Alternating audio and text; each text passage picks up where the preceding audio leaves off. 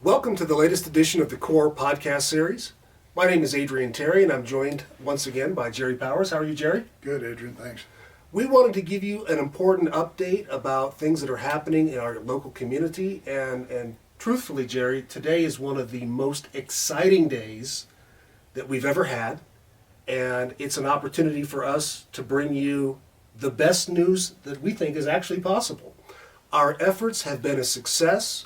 We want to thank everybody who's been a part of this grassroots citizen effort to bring openness and transparency to local government. We have an election coming up in November of 2021 for 5 brand new commissioners, a completely new governing body. This is officially a reboot of the town of Edgewood.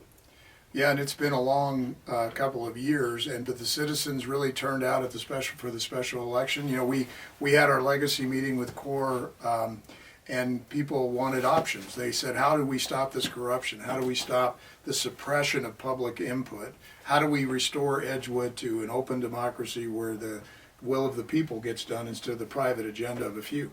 So we're almost there. It's coming to fruition with the November 2nd election.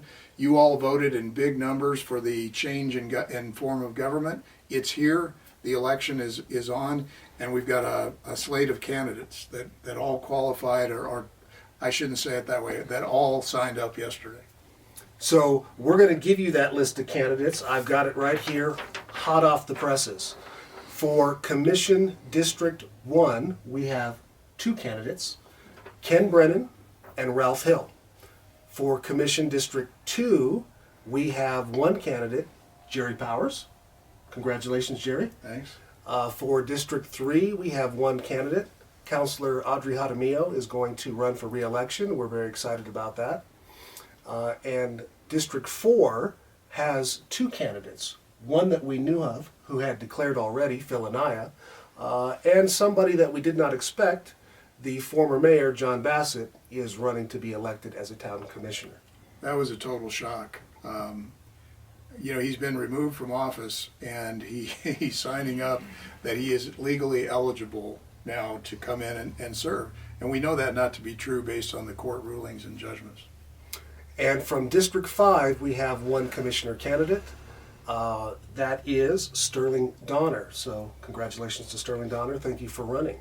So one of the things that we were hopeful of is that when we had candidates for commissioners, because we were not endorsing any specific person, what we wanted were people who aligned with our type of values. Right. And Jerry, you've talked about those values at a macro level, up Right. at the top. And what are those things that we can generally agree on amongst all of us? You know, when CORE came together, and CORE is a real loose affiliation, no hierarchy, no positions, so it's really, as CORE grew and more people joined, it was always on the basis of what we could agree on.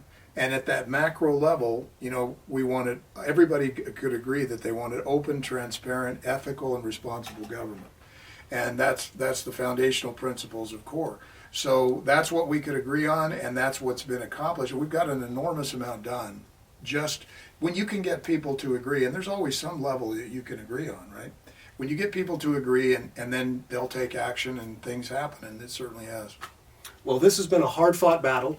We knew this election was coming for some time because we had overwhelming voter turnout at the August 2020 special election to make this change in the form of government. But wouldn't you know, the existing town administration has thrown obstacles and hurdles in our way as we've come down this path.